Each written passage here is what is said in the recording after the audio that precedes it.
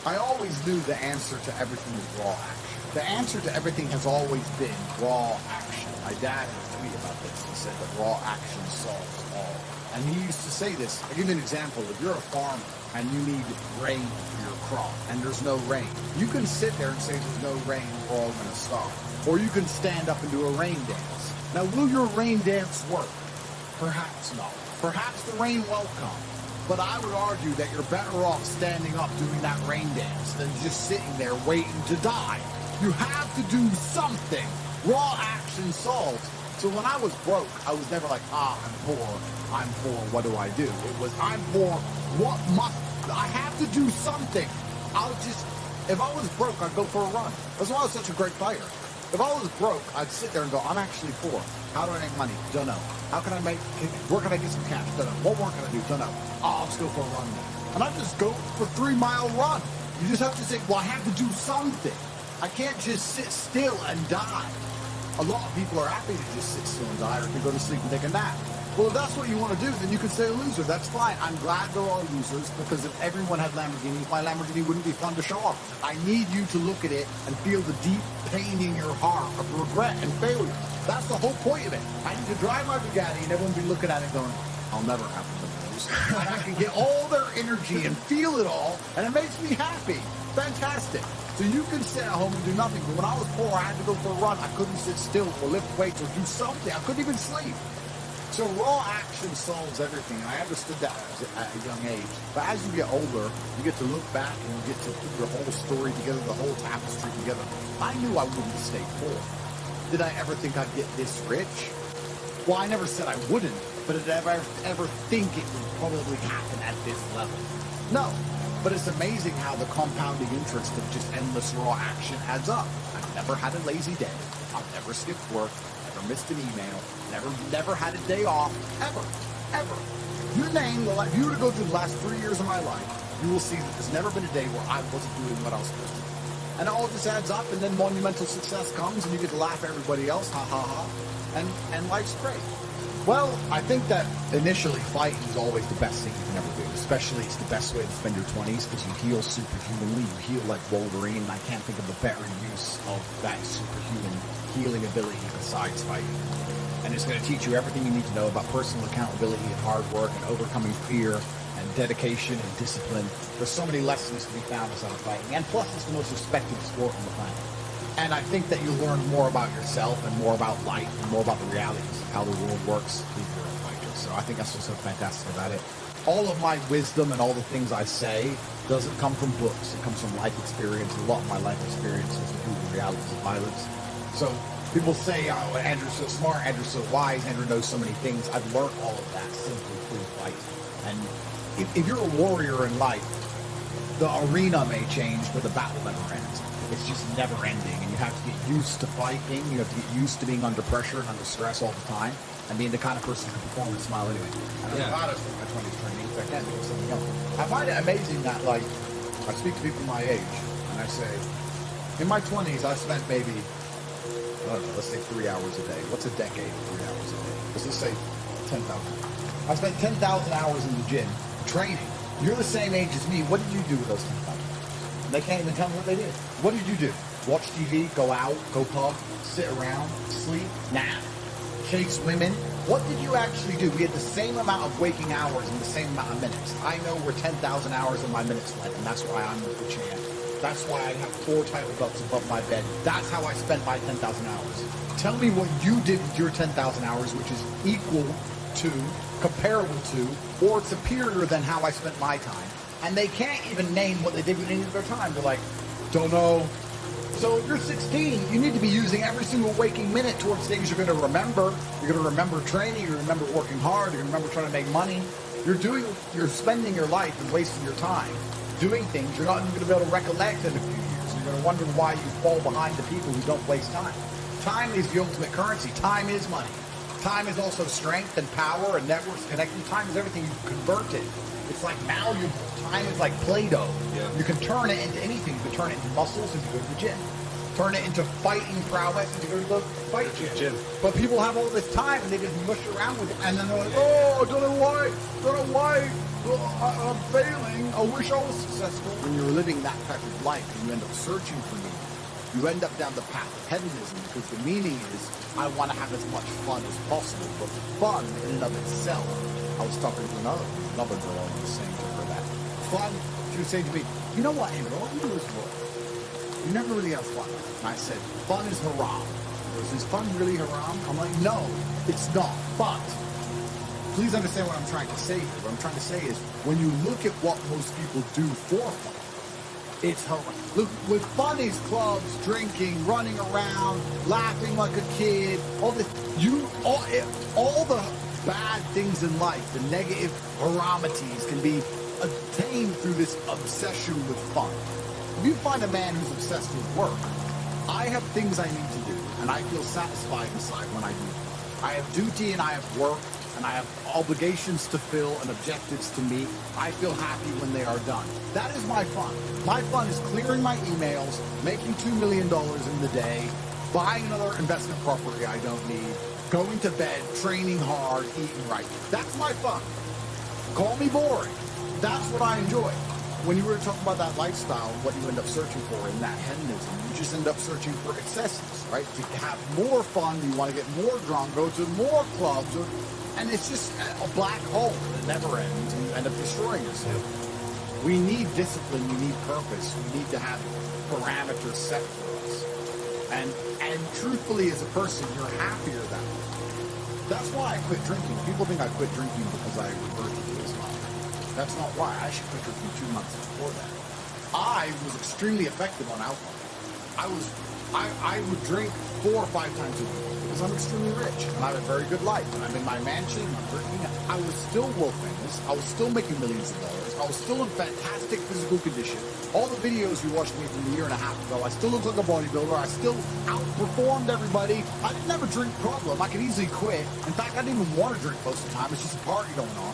I was still monumentally successful on alcohol, and I could continue to drink alcohol for the rest of my life. But I stopped because I thought, will I enjoy having less fun? Will it be fun to have less fun? Okay, that's all fun. But would it be fun to have less fun? And I said, maybe, instead of spending all of our money doing this stuff, we should spend all of our money getting very regimented. We should have loads of members of staff. We should be up at exactly 7:46. And we should have a coffee ready and hot at 7:47. And at 8:01, we should go into the gym. We should finish at 8:27. And we should have all of it. We should have everything regimented. We should produce more content than ever before. Become richer than ever before. But just remove the fun and have fun in not having fun and just being monumentally competent and effective. Okay, well, I'll try it. Let me try for 6 months to give up all fun and just be bored. And then I learned some very interesting things during that time. Firstly, I learned that the whole idea of drinking for being social is now gone. I think we're at the age where if you were 21 and you didn't drink, you didn't have a life.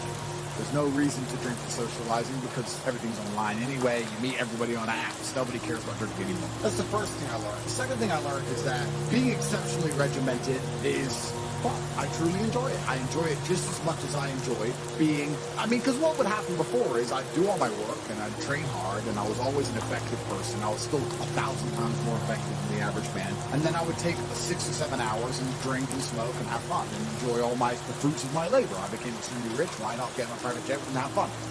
But now, instead of spending those 6 hours having fun, I spend those 6 hours continuing to work. And I enjoy it just as much. So now I'm sitting there going, well, I enjoy it just as much, and I'm not damaging my health. I enjoy it just as much, and I'm making more money.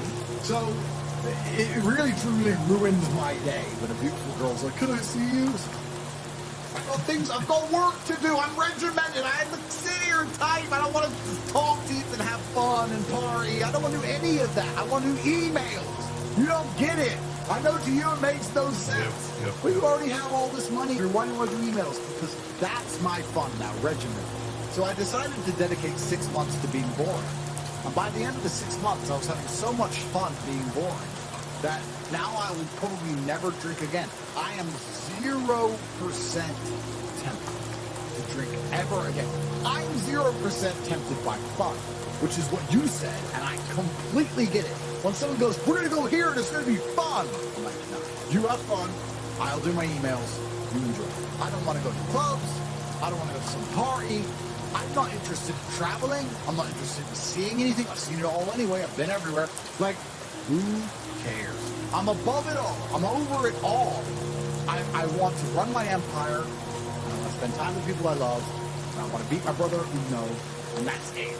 I don't want to do anything. Maybe I've gotten boring. Maybe I've leaned too much into the boring character, but I truly enjoy just being boring and regimented. And I like getting as much work done as possible, and that's why I'll never ever drink again. So the whole concept of fun is alien to me. I totally get it now. When you said that, you're totally right. It's just, fun isn't fun. And then achieving things in work is fun. The only thing I guess I can say I do for fun is driving fast cars. But then I need to make $800,000 to buy it. So it's still work involved, you know, there's still work. But I really believe God's given me one of the best lives, and I can't complain about anything bad that's happened. It's all been fantastic. I'm truly thankful. I think if a couple bad things happen to you, you should be intelligent enough to realize that eventually you're going to go over it. You're going to learn an important lesson. It's going to change you in the correct direction. And Allah's the best of planners, and He knows what you need to learn. I think that as humans, especially as men, we only learn the hard way anyway. There's two ways to learn a lesson, the hard way and the hardest. There's no easy way to learn a lesson. You have to learn the hard way. So God gives us lessons via difficulty. He thinks you need to learn this about yourself or this about other people. So I'm going to give you a difficult time so you can learn your lesson. Because if I told you, if I just said, hey, Andrew, this is how the world works, you go, yeah. But when I show you, when you feel it, my fight coach used to say, you have to feel it to believe it. That's why he was teaching low kicks. He'd kick your leg off. Because you don't believe in the power of a low kick. You don't believe a low kick can be so devastating unless you felt it. You have to feel it to believe it. So God will give you a difficult time so you learn your lessons. And the lessons are very important for you to be the person who you need to be in this life. He's the best of planners, and I'm thankful for all the lessons He's given me. He's bestowed knowledge upon me. How could I not be grateful to God for making me so intelligent and wise, and the ability to look into things so deeply and come up to the right decision and basically predict the future perfectly? You have to have difficulty happening to you all the time. So when you sit and say, I want an easy life, what you're saying is you're a dummy, and you want to be a dummy. You want to stay a dummy. I want an easy life, and I don't want anything bad to happen to me, because even though it will teach me lessons, I'm too big of I can't handle the emotional pain. I can't handle the stress. I don't want to be a dummy. I want to be smart. If I want to be smart, then hurt me. I just know that I become a more formidable, more competitive version of myself after every single bad thing that's ever happened to me. It's one less thing to fear. It's one less thing to be worried about. I've done it before. Because it's also very interesting. If you talk about wisdom, you use the word wisdom, and I appreciate the compliment. I don't read books. I never read a book because I don't have time. All of the wisdom I have, all of this knowledge I speak, all of these things I say have been learned through basically difficulty of life, through professional fighting and being poor, and all bad things happening to me and struggle. All of my lessons have been bad things, bad events, bad scenarios, bad situations, pain, suffering, anger, resentment. All of these horrible emotions are how I've learned everything. So I thank God for giving them to me. And anyone who wants an easy life wants to stay a dummy. What do you learn if you just get money, you buy a crypto coin, it blows up, you get some money, you go to some restaurants? What do you learn about anything completely? And then the thing that's so interesting is that the people who are choosing the safe option is actually choosing the most risky option. So you're not taking a safe option. You're taking a coward's way out, and it leads to exactly where a coward's way should lead. Cowards, in the end, do not get to enjoy the shade of the olive tree, because unless you fought in the arena, unless you've been a gladiator, you never get peace of mind and peace of heart, which is afforded from bravery. So if you choose the safe choices in life, thinking, oh, I'm going to take the safe route, you don't end up anywhere safe. The safe option doesn't work anymore. You need to take risks. You need to try and start your own business. You need to go all in on things. You need to go wild. You need to be a man who's not afraid to stand up and think, fuck it, it's all on my back and I'm going to find a way to pull this off. Because any other way, any other option in the world today only leads to a bad scenario. The safest thing you can do are the riskiest things. That's the now scenario we're in. Every single gamble I've taken, which was seen as risky, all paid off for me because I dedicated myself completely. So how do you find happiness? Happiness is in struggle. The struggle and the size of the struggle you're facing, along with how important it is and how important you feel it is deep in your heart, is directly correlated to how successful and how happy you're going to feel all of the time. Struggle is extremely important for a man, and you should be looking to inject struggle into your life permanently.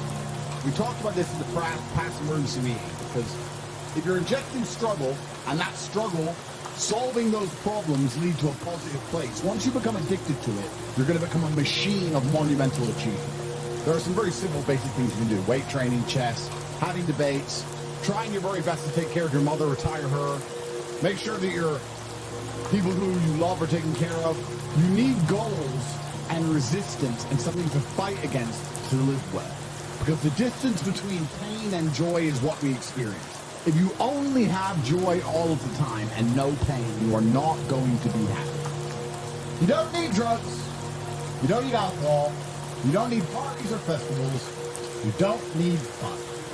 Fun is the vector from which Satan operates. Every time you look at something which is fun, it's all just hedonistic. There's no money to be made. You don't retire your mother. You don't help the world. You don't give to charity. You don't become stronger. You don't become wiser. You don't learn anything. Next time you think of what is fun, and someone goes, guys, come, it'll be fun. Sit there and go, wait. Will it? Experiences are unique. Jail was a unique experience. Bunch of fun. Unique. Life's not about fun as a man. Life is about doing the right thing because it must be done.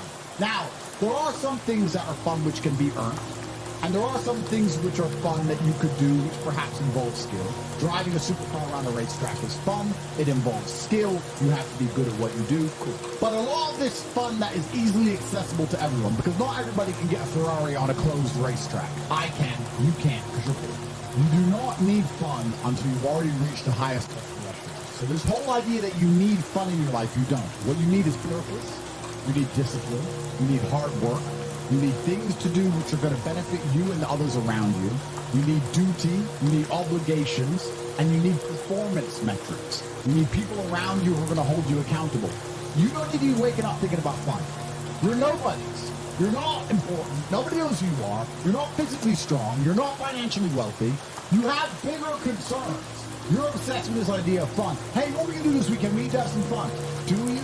Do you need fun? Do you deserve it? Really? Have you actually gone out there in the universe and made a mark large enough that you're allowed some time off to have some fun? You don't deserve any fun. You don't need any fun. You have work to do. Your obsession with fun is holding you back. These things you think are fun aren't fun.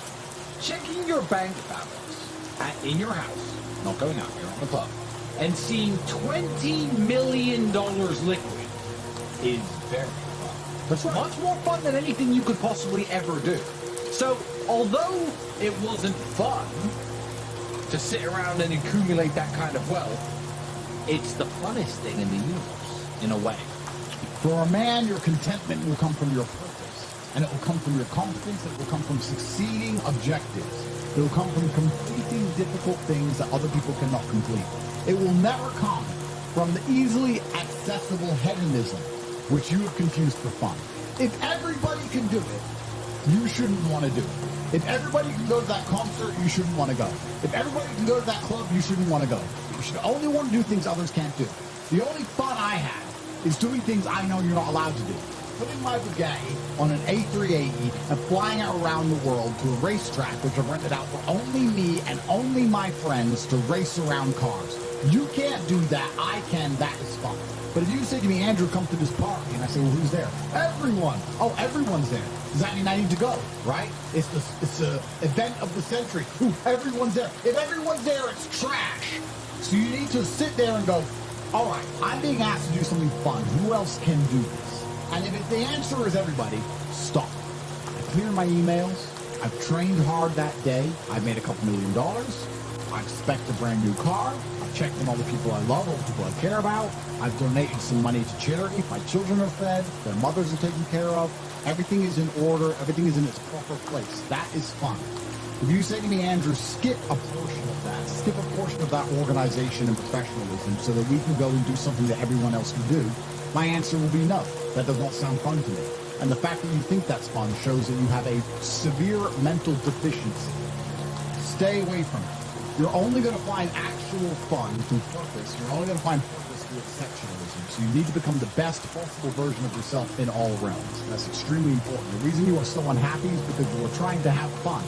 You're unhappy because you're trying to have fun instead of trying to become important. They are very different things, and you're never going to feel satisfied in your heart unless you become important. Please imagine. And being important is fun. Oh, it's absolutely fun. Please imagine, and I don't state this with arrogance, please imagine for a second you're the most Googled man on the planet, and you're a kickboxing world champion, and you have hundreds of millions of dollars, and you're built like a tank. Imagine how you feel when you look in the mirror. Nothing can match that, and nothing can beat that. As a man, you need to have struggle in your life. And I want you guys to actually sit and think, what struggle are you going through daily? What struggle are you undertaking? What struggle are you trying to overcome? You should make a list of them. I can know for myself, every single day I wake up, I train physical. Every single day I have to go through X amount of physical when my day begins. That is a struggle that must be completed. That I must try and keep my massive empire online, see my children, take care of everybody. There's struggle involved. My life is difficult. Difficult lives are fulfilling. Because we used to have to hunt and fish and go out there and go through difficulty to survive. I often see that when I speak to people who are too comfortable, they end up being unhappy. Yeah. You can't entertain yourself to happiness. You must earn happiness. You must climb a mountain. You must struggle yourself to happiness. That's extremely important. There must be physical, mental, social, creative, some kind of spiritual struggle. And those things being satisfied is what's going to satisfy you. It's like Bitcoin. Bitcoin's a mathematical equation. You solve the equation, you get Bitcoin. Life is very much the same. There's struggles, there's difficulties which you have undertaken, which you have adopted to try and complete. And when you finish those things, then you get satisfaction as a reward. That's the Bitcoin. The only other alternative to that to feel good is hedonism, which is drugs and alcohol, and that's not going to satisfy you for very long. It's also going to destroy your body. So it's extremely important. This is actually why people are addicted to video games. Young men are addicted to video games because it mimics virtually what they ought to be doing in the real world. Yeah. Effort and upgrade their character to become a better version of themselves so they can do better things than they could previously do and explore new areas of the map. The areas of the map which are Bugatti Convention, flying there on a private jet and sit with billionaires. The Grand Casino Monaco is a cool area of the map that you have not unlocked yet, but it's great. Which requires you to upgrade your character as a person. You understand this in video games, and you do it in video games because it's very interesting to do. However, you don't want to do it in the real world. But in the real world, it's so much more rewarding. And I actually am going to argue that we're living in one of the final periods where that's true. I'd say in a few generations, who you are and who your physical body is may not matter nearly as much. No, but it does matter today. A lot. Exactly. So that's why you should enjoy it while you can. Yeah. So you need to pick the low-hanging fruit first. And the starting block for all of these things is your body. I believe if you lift, stretch, move, improve your body, try and train MMA, learn how to fight, get stronger, get bigger muscles, it's a fast track to self-discipline which will carry over into all other endeavors. And I would argue that is nearly impossible. In fact, how many people can say the gym saved their life? How many people do you know who are depressed, started training, and got in fantastic shape and weren't depressed anymore? It is very easy. The low-hanging fruit is your body and upgrading your body. That's the easiest struggle, which is never going to backfire on you and never going to be a negative force. Any other facet of your life. And when I look at men who are physical specimens, I think everyone naturally does this, but I'm going to openly say it. I respect them differently than I look at men who aren't. I have a different level of respect for them because they show me they have discipline, they show me they have motivation, they show me they're capable of doing difficult and hard things. Those are the kind of people I trust. They're not afraid of struggle, they're problem solvers. People who train are problem solvers, and you need to become one, and you need to become very, very adept at solving problems pretty quickly. I actually find it amazing when people people out there who aren't. Guys, let me tell you all a news story. If you eat right and you train hard, you look good. Yeah. It's like a biological certainty. It's almost impossible to be fat and look bad if you eat right and train hard. Your body will react and give you exactly what you want. So why don't you all look like superheroes? Do you not understand how intimidating that is when they look at a group of people and they all look like superheroes and they can tell they're all disciplined, all hardworking, all dedicated, all physically strong? The struggle is what's beautiful about it. That's the most important thing. That's what you have to understand. Yeah, because no matter how rich you are, no matter how smart you are, no matter what family you're born into, you can only get into shape the same way as everybody else. So you could be Mark Zuckerberg, who's now in shape and he's a billionaire, but you can't say, oh, he bought it. He didn't buy it. He's just in great shape because he earned it, like everyone else. You'd be flat broke or rich as fuck. If you're in good shape, you had to earn it. It's as simple as that. So yeah, it says a lot about who you are as a person. First, you want to become as strong as physically possible. So you be as strong as physically possible. Next, you want to try and make as much money as possible. Not even necessarily for the money, although money is extremely important. So it allows you to take care of yourself. We talked about this before, but there's a challenge involved, and solving that challenge is going to make you feel more satisfied as a human. Happiness comes from success, and making money is success. You should try and make people around you smile and be happy. You should try and encourage positivity around you. You should be the kind of person that no one can really complain about their struggles around, because they know that you're the person who's going to be like, why are you complaining when you could just simply fix it? Especially successful people. Successful people are uninterested in stealing because we'd rather everybody win and keep the friendship and keep the network and keep the positive hormones and keep the good karma than make a little bit extra money.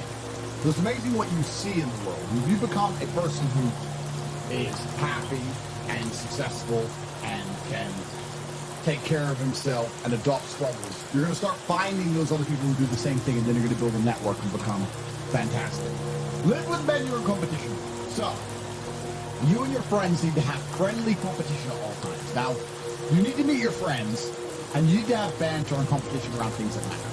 Who's got the most money? Who's worked hardest? Who's discovered XYZ, crypto, stock, new way of generating income? Who's trained that day? Who has the most children? Put some actual competitions together that matter and start competing and being around people, because you are the sum of the 5 people you spend the most time with. Everybody knows this. So why do you get some genuine metrics that will improve your life? You won't have time to stand around cooking meals if you're friends with somebody who works out for 3 hours a day, for example, because you're going to need to find 3 hours a day to train to beat him, which means you're going to have to just eat that rotisserie chicken as you do squats, like a man should. Live with men you're in competition with. This is ultra important, because you can measure yourself against your circle.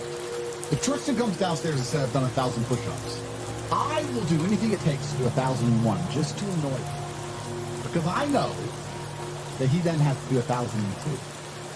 And pissing him off is worth it. It's always worth it. And that's why you need to have that kind of competition. Get your act together.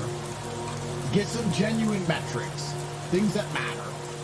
And once they're all put together, you're going to live in a naturally competitive environment, which is going to increase your testosterone level. It's going to prevent you from doing a lot of dumb shit. And the competition one's great, you know, you can apply it to everything. A lot of people are going to get, kicked in the nuts and take a fall, and they're going to let it beat them down. Andrew's lost very important kickboxing matches. Did he quit fighting then? Did I quit fighting when I got my ass kicked a couple of times? No, you don't. You just have to continue, because in life there are only winners and losers. There are no participation trophies.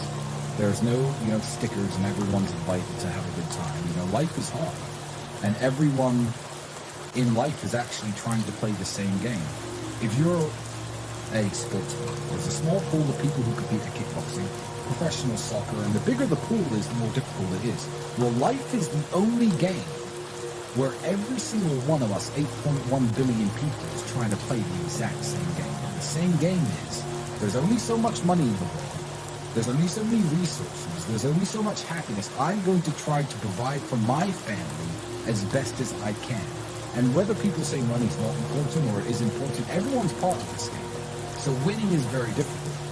And you have to keep trying when you get kicked and you fall down. And that's the advice I give to every young man who listens to me. People are afraid of accepting there's a problem because then they know they have a responsibility. Yeah, then you gotta- fixing it. yeah. And they don't want to do anything. One, because they're lazy, and two, because they're afraid they might lose. So they'd rather pretend there's no problem at all. And I think I often say to people in a lot of my videos about a lot of other subjects that it's not always the winning and the losing. It's the fighting in the first place. And there's plenty of men in history you remember who ended up losing in the end. Napoleon, for example, who still fought, which is why they matter. It's not, if you're only going to fight when you're guaranteed to win, then no bravery is required. And you have to fight so that you can look back on your life and feel happy that you tried to do something when you knew it was going on before it was too late. Forget about the winning and losing for now. Focus on the fight. You must wait for the moment when the opponent's mind is scattered and strike without hesitation. If you do not overcome your tendency to give up so easily, your life will lead to nothing. Objectify your demons so you control them instead of them controlling you. Fear is a reaction. Courage is a decision. You have to train your mind to be stronger than your emotions, especially your impulses, or else you're going to lose yourself. You will only be found by the devil once you are lost, and he will lead you to hell. Most of the important things in the world have been accomplished by men who kept fighting when there seemed to be no hope at all. I think it's a good motto, perhaps, for life, for everyone who's watching this. I heard it during a boxing match, and I think it was between Evander Holyfield against some guy who's not nearly as well known. And Holyfield was losing, and then he starts swinging and hitting each other. And the commentator said, "Suddenly the champion returns with initiative and vengeance." That's a good slogan for life. You should wake up, look in the mirror, and say, "Suddenly the champion returns with initiative and vengeance." That's a good way to start your day every single day. Yeah, it is. Initiative and vengeance to become the best possible version of yourself. It's very important. This is the last piece of advice I want to give to people. A lot of people go through life with a very average attitude, and they wait for their one big break. But you have to build your big break, and you're going to do that with 1,000 tiny victories. If you're watching this, ask yourself a question. When's the last time you genuinely tested yourself? When's the last time you genuinely felt challenged? Win or lose, you can be a hero if you just fight. Win or lose, you can be a hero if you make the brave decision. There are so many men of history we remember who didn't even win every time. Napoleon lost. He's still famous. His name's still etched into history. You can't escape